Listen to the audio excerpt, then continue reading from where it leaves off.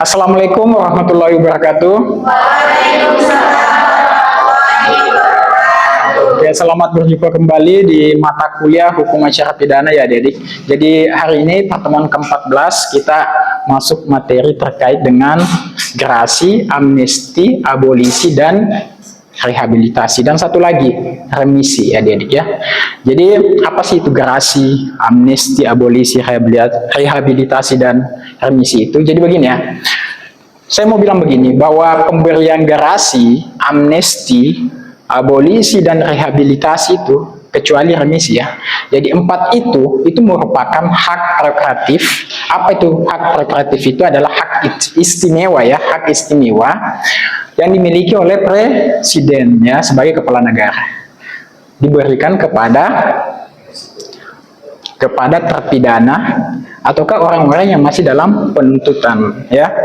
Jadi kalau kita bicara soal gerasi, amnesti, abolisi, dan rehabilitasi, maka kita mengacu kepada pasal yang mengaturnya ya adik-adik ya. Pasal 14 ayat 1 Undang-Undang Dasar 1945 dengan pasal 14 ayat 2 Undang-Undang Dasar 1945. Jadi pemberian gerasi, amnesti, abolisi, rehabilitasi itu merupakan hak prerogatifnya presiden ya, hak istimewanya yang diamanatkan oleh Undang-Undang Dasar 1945.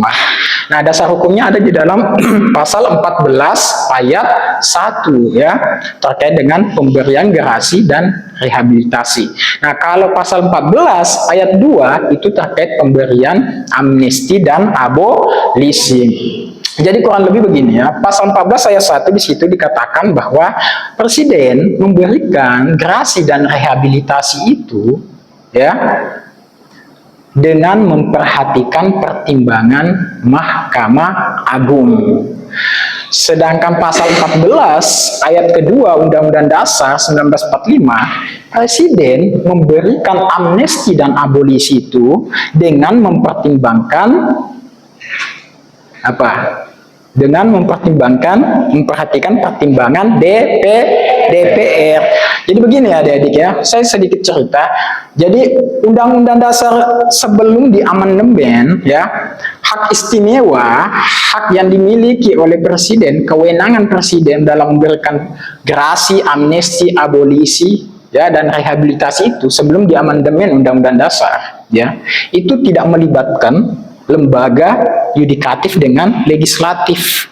Setelah Undang-Undang Dasar diamandemen yang pertama kali, akhirnya perlu melibatkan lembaga yudikatif dengan legislatif. Ini sejalan dengan konsep, tahu ya, konsep trias politika yang digagas oleh Montesquieu, bahwa kekuasaan negara itu ada tiga, eksekutif, yudikatif, dan legislatif ya.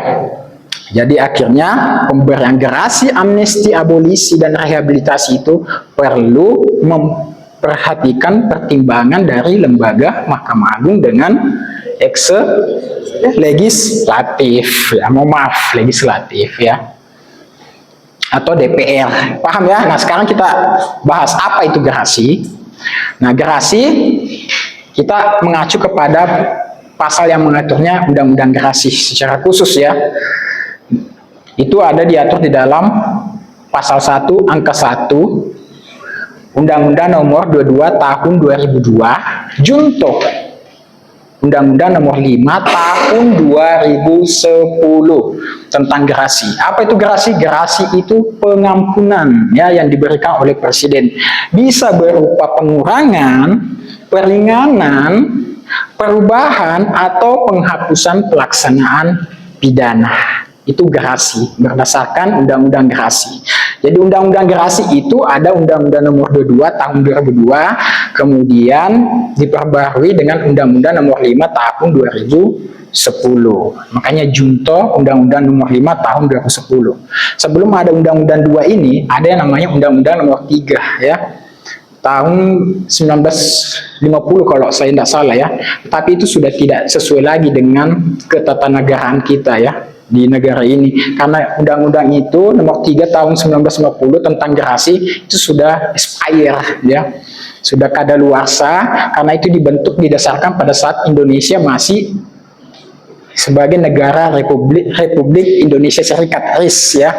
Namun sekarang kan kita menggunakan Undang-Undang Dasar 1945, maka dianggap sudah tidak berlaku lagi, sudah tidak relevan, tidak sesuai dengan struktur kenegaraan kita. Akhirnya dibentuklah Undang-Undang Nomor 22 Tahun 2002 tentang gerasi, lalu kemudian perubahannya adalah Undang-Undang Nomor 5 Tahun 2010 tentang gerasi. Jadi gerasi itu bisa pengurangan, peringanan, perubahan, atau penghapusan pelaksanaan pidana. Contohnya bagaimana? Contohnya begini, kalau misalnya ya, dikurangin ya, ancaman masa pidananya. Jadi orang yang diberikan gerasi itu orang-orang narapidana, terpidana, terdakwa yang divonis oleh hakim baik di pengadilan pertama atau tingkat terakhir, vonis dan berkekuatan hukum tetap ya.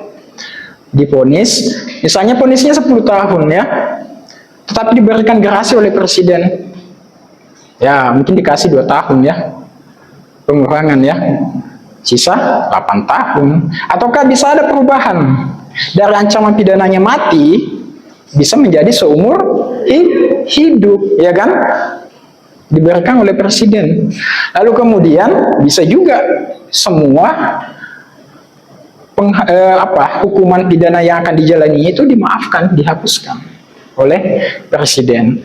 Contoh konkret ya, contoh konkret itu ada pada kasus, tahu ya, kasusnya mantan gubernur Riau ya, periode 2006 sampai 2011, lalu 2012, 2014 tidak sampai 5 tahun dia terjerat yang namanya kasus suap korupsi ya. Kemudian dia mengajukan permohonan gerasi kepada presiden dengan disertai surat keterangan dokter ya. Di situ dijelaskan bahwa terpidana narapidana Anas saya kalau saya tidak salah namanya itu Anas Maknun ya, itu merupakan mantan gubernur Riau ya, itu diberikan gerasi dengan pertimbangan kemanusiaan ya. Karena kenapa? Karena usia yang sudah tua 78 tahun, kondisi yang semakin lemah ya, dan sakit-sakitan, itu disertai dengan surat keterangan dengan surat permohonan gerasi. Akhirnya Pak Presiden memberikan putusan dengan mengabulkan permohonan gerasi dari mantan gubernur Riau itu ya, tetapi bukan dihapuskan, tetapi dikurangi masa pidananya ya. Jadi saya mau bilang begini ya, pemberian gerasi, amnesti, abolisi, rehabilitasi itu ya, kalau tidak soal kemanusiaan, soal keadilan, atau soal stabilitas nasional ya, bisa dipaham ya, terkait dengan gerasi. Lalu kemudian gerasi itu hanya bisa diajukan satu kali saja. Lalu kemudian seperti apa ya putusan pemidanaan yang bisa dimohonkan gerasi? Berdasarkan pasal 2 Undang-Undang Gerasi ya, putusan pemidanaan yang dapat dimohonkan gerasi itu adalah putusan pidana mati, seumur hidup, dan pidana penjara paling rendah 2 tahun ya. Jadi ingat poinnya, kalau gerasi itu hanya diberikan kepada terpidana yang sudah menjadi warga binaan di lapas. Dia punya hak untuk mengajukan remisi gerasi kepada presiden, melalui presiden ya. Tetapi tidak langsung serta-merta terpidana langsung mengajukan surat permohonan gerasi kepada presiden. Ada mekanismenya ya, ada tahapannya, melalui ketua pengadilan ya. Nanti ketua pengadilan yang memutus perkaranya, kemudian ketua pengadilan itu kemudian menyerahkan surat permohonan gerasi dengan berkas perkaranya kepada Mahkamah Agung. Mahkamah Agung akan memberikan pertimbangannya, kemudian diserahkan kepada presiden. Presiden nanti akan memberikan putusannya cuma 2, menolak atau mengabulkan ya. Bisa enggak dipaham? Bisa ya, insya Allah paham. Jadi ingat poinnya, gerasi itu diberikan kepada terpidana ya. Siapa yang berikan? Kepala negara, presiden. Oke, bisa ya. Oke, sekarang kita masuk ke amnesti. Amnesti kalau dalam bahasa Yunani amnestia ya, berarti penghapusan, pengampunan juga Artinya semua akibat hukum yang dilakukan terpidana itu dihapuskan, ya. Semua akibat yang bersangkutan, ya, terpidana itu dihapuskan. Jadi sebenarnya amnesti gerasi itu sama apa ya, orang yang sudah dipidana dan punya putusan pengadilan hukum tetap, ya, sudah berkekuatan hukum tetap, amnesti. Tetapi dia tidak ada pengurangan, peringanan, ya, dia bisa langsung dihapuskan kesalahannya, ya, dihapuskan hukuman pidananya, ditiadakan hukumannya, itu amnesti, ya kan? Tidak ada pengurangan, semua kesalahannya, semua akibat hukum terpidana itu dihapuskan. Contoh, ya, ada contoh kasus konkret juga, kasusnya Saiful Hamdi, ya. Saiful Hamdi ini merupakan dosen Universitas Unsiah, dosen Universitas apa ya, Syiah Unsiah, ya, dia disingkat Unsiah. Dia dijerat terkait dengan pencemaran nama baik karena melakukan kritik di grup di aplikasi obrolan dosen, ya. Dia dijerat pencemaran nama baik, dia divonis oleh pengadilan, dia kemudian melakukan banding, ditolak juga, melakukan kasasi, ditolak juga Mahkamah Agung. Akhirnya apa? Sejumlah akademisi melayangkan surat permohonan amnesti kepada Presiden agar diberikan amnesti si Saiful Hamdi ini, dosen Unsia ini. Akhirnya apa? Ini kejadian kalau saya salah tahun 2009. Nah, 2021 diberikan amnesti oleh Presiden Joko Widodo, ya. Dimaafkan, ya. Kemudian dibebaskan. Jadi kadang-kadang ada kasus-kasus tertentu yang dianggap memang melakukan perbuatan pidana, ya, ada unsur objektifnya, subjektifnya, tetapi dalam kondisi-kondisi tertentu bisa saja dimaafkan kesalahannya itu, ya, adik-adik, ya, dengan pertimbangan-pertimbangan dari Presiden dengan DPR nantinya, ya. Kalau amnesti kan itu berdasarkan pertimbangan DPR, ya, Presiden memberikan amnesti. Jadi dianggap kasusnya Saiful Hamdi pada waktu itu bahwa ini bentuk kriminalisasi, ya, terhadap, dia kan mengkritik kebenaran, ya kan, kok dia dihukum, ya kan. Akhirnya sejumlah akademisi melayangkan surat kepada Presiden untuk memberikan amnesti, lalu diberikan. Artinya begini, ya, saya mau bilang begini, Presiden, begini, ya, pemberian gerasi, amnesti, abolisi, dan rehabilitasi itu tak lain merupakan wujud tanggung jawab moral kemanusiaan Presiden untuk menjaga hak asasi manusia dan kepentingan warga negaranya dari ketidakadilan, ya, menjadi korban dari putusan pengadilan, dan juga untuk kepentingan nasional, ya. Bisa, ya, bisa dipaham amnesti itu, ya, berarti dihapuskan semua hukuman pidananya, amnesti. Dasar hukumnya ada di dalam pasal 14 ayat 2 Undang-Undang Dasar dengan Undang-Undang Darurat nomor 11 tahun 1954. Tapi saya mau bilang Undang-Undang Darurat ini sudah expire juga sebenarnya, ya, tetapi belum dicabut. Harusnya sudah dicabut, ya. Karena ini digunakan pada saat Indonesia juga dalam berbentuk RIS, Republik Indonesia Serikat, ya. Harusnya aturan terkait amnesti dan abolisi itu dibuat regulasi baru, ya. Ini penting untuk penegakan hukum kita masa depan, ya. Ya, terkait dengan amnesti dengan abolisi itu pengaturannya sebenarnya sudah, ya, kalau saya bilang itu sudah kadaluarsa, ya, adik-adik, ya. Harusnya ada regulasi baru, undang-undang baru yang dibuat terkait dengan amnesti dengan abolisi, seperti bagaimana parameter atau ukuran yang bisa diberikan amnesti. Harusnya harus jelas, ya, secara sistematis dan terstruktur. Oke, ya. Kita masuk ke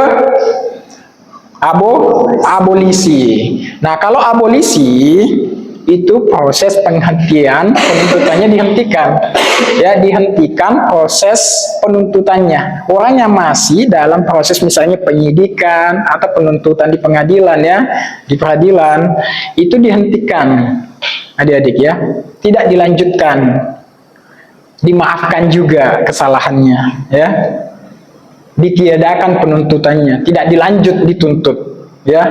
Bisa dipaham, ya. contoh kasus yang paling pernah viral ya, bukan viral ya, ya contoh kasus yang dulu zaman apa namanya gerakan Aceh Merdeka ya.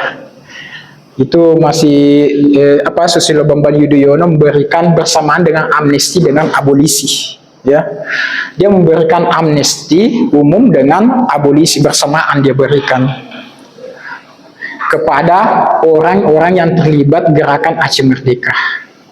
Tahu ya, GAM itu kan kelompok separatis yang ingin memisahkan diri dengan negara Republik Indonesia ya, mau buat negara sendiri ya, itu GAM waktu itu.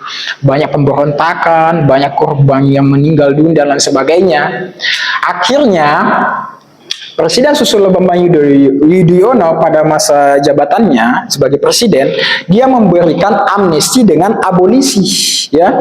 Artinya baik yang terlibat, baik yang belum masih sementara dicari-cari, ataukah yang sudah menjalani masa pidananya, atau sementara dalam proses penyidikan atau penuntutan, ataukah yang sudah diputus pengadilan dan berkekuatan hukum tetap, itu semuanya dihapuskan kesalahannya. Jadi ada amnesti yang sudah sementara menjalani pidananya, sudah mendapatkan putusan pengadilan, dikeluarkan, dibebaskan. Yang masih dicari-cari oleh pihak yang berwajib, polisi ya, itu juga dihilangkan ya, tidak jadi dituntut. Itu abolisinya ya kan? Jadi diberikan bersamaan amnesti dengan abolisi. Yang masih dalam penyidikan atau pemeriksaan di penuntutan ya, pemeriksaan di pengadilan ya, itu juga kemudian dihentikan penuntutannya.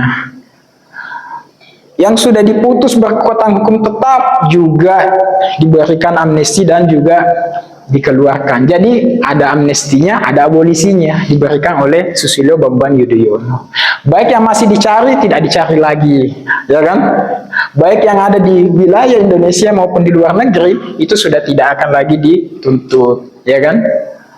Yang terlibat di dalam gerakan Aceh Merdeka itu keluar yang namanya Kepres nomor 22 tahun 2005 ya. Kepres itu bentuk nota kesepahaman antara pemerintah Indonesia dengan gerakan Aceh Merdeka. Dan di situ syaratnya juga bahwa gerakan Aceh Merdeka berjanji tidak melakukan pemberontakan lagi, menghentikan pemberontakannya, dan berjanji setia kepada NKRI. Makanya diberikan amnesti, ada namanya amnesti umum, karena secara kolektif ya, diberikan banyak orang, kelompok ya. Lalu diberikan juga abolisi yang sifatnya individu. Jadi kalau amnesti itu biasanya memang dulu diberikan secara kolektif ya, kelompok orang, banyak orang, makanya ada amnesti umum. Sedangkan abolisi itu sifatnya individu, sama dengan gerasi.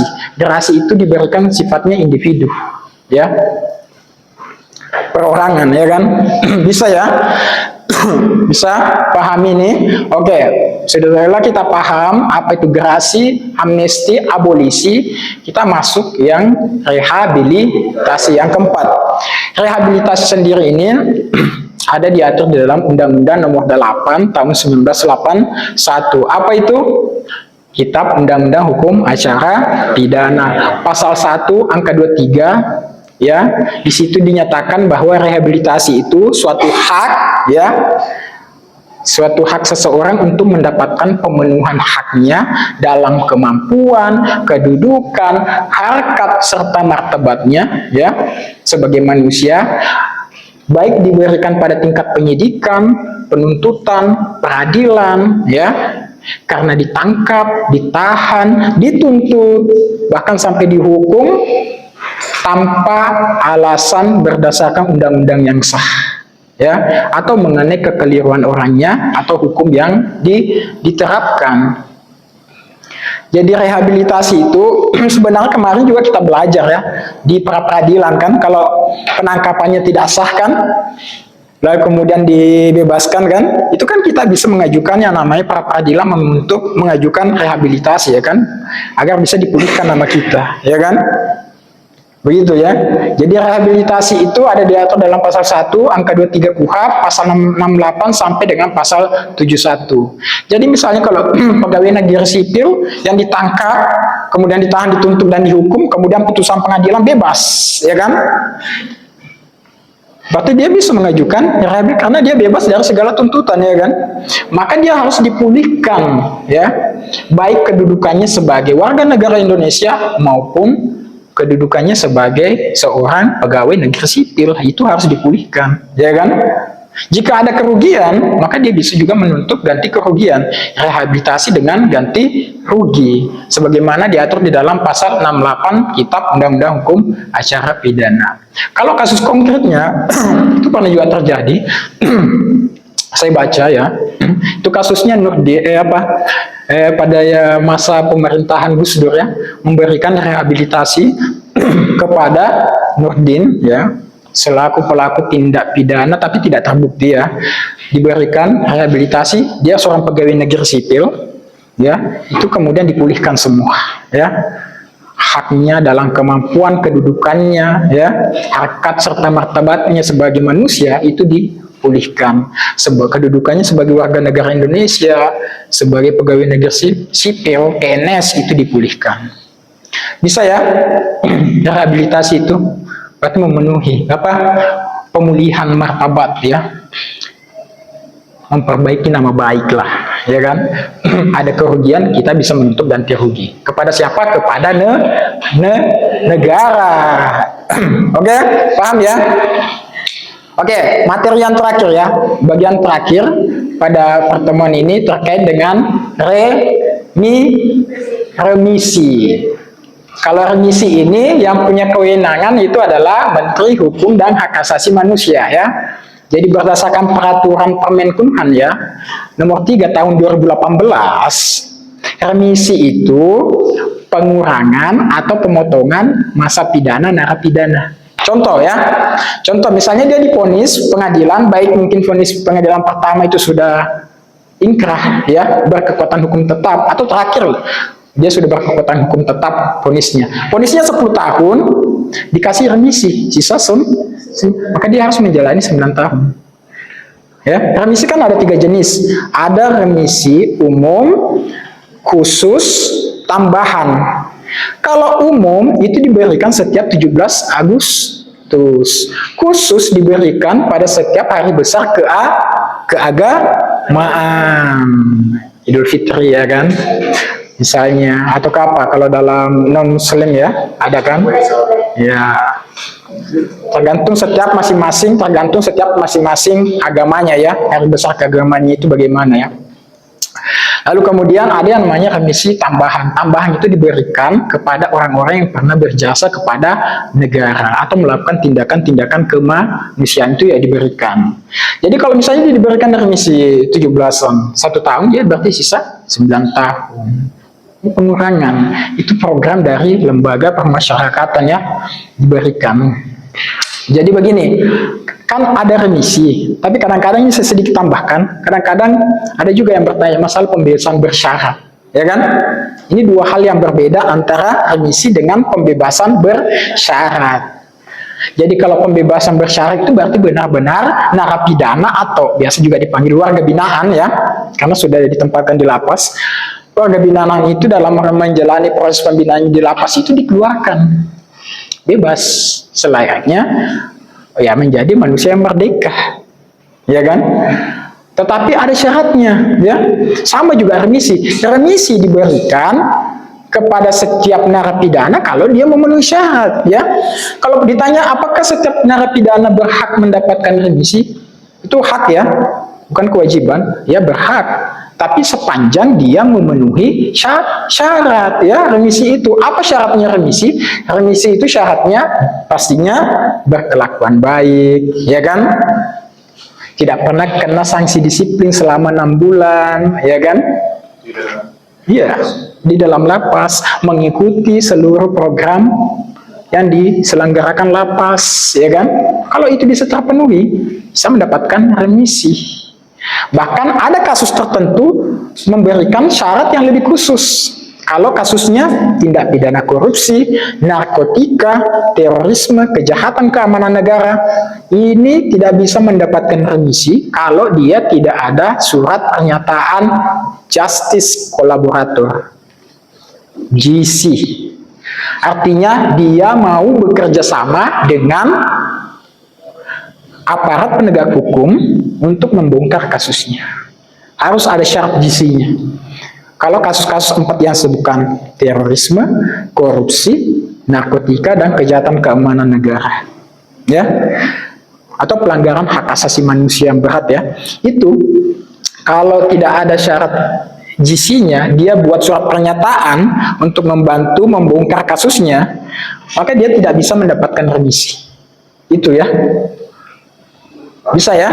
Bisa ya? Itu syarat tambahannya untuk 4 kasus yang saya sebutkan. Tapi kasus di luar dari itu, semuanya bisa selama dia tadi itu 3. Berkelakuan baik, tidak pernah kena sanksi disiplin, mengikuti program yang diselenggarakan oleh lapas. Nah, tadi kembali pembebasan bersyarat itu bagaimana? Dibebaskan keluar, tapi ada syaratnya. Dia wajib menjalani 2/3 masa pidana. 2/3 masa pidana itu maksudnya begini ya. Misalnya vonisnya tadi 10 tahun, itu sudah ingkrah ya, berkekuatan hukum tetap. Sisa 9 karena dapat remisi ya kan. Nah, bagaimana dia bisa mengajukan lagi permohonan pembebasan bersyarat ya? Kan dia harus mengikuti 2/3 masa pidana, dia harus menjalani proses pembinaan 2/3 di lapas ya. Maka hitungnya itu 9, rumusnya begini ya. 9 bagi 3 kali 2. 9 bagi 3 dapat 3 ya. 3 kali 2 dapat 6. Berarti 2/3 masa pidana yang dia harus jalani 6 tahun baru bisa mengajukan pembebasan bersyarat ya. Jadi kalau remisi itu dia pengurangan saja masa pidana, tapi kalau pembebasan itu memang benar-benar narapidana itu dikeluarkan dari lapas ya, dikembalikan kepada masyarakat. Ya, tetapi tetap dalam pengawasan, namanya pembebasan bersyarat, tetap diawasi oleh lembaga permasyarakatan, tetap diawasi, dan biasanya itu wajib lapor. Ya, bisa dipahami untuk materi gerasi, amnesti, abolisi, rehabilitasi, dan remisi. Oke?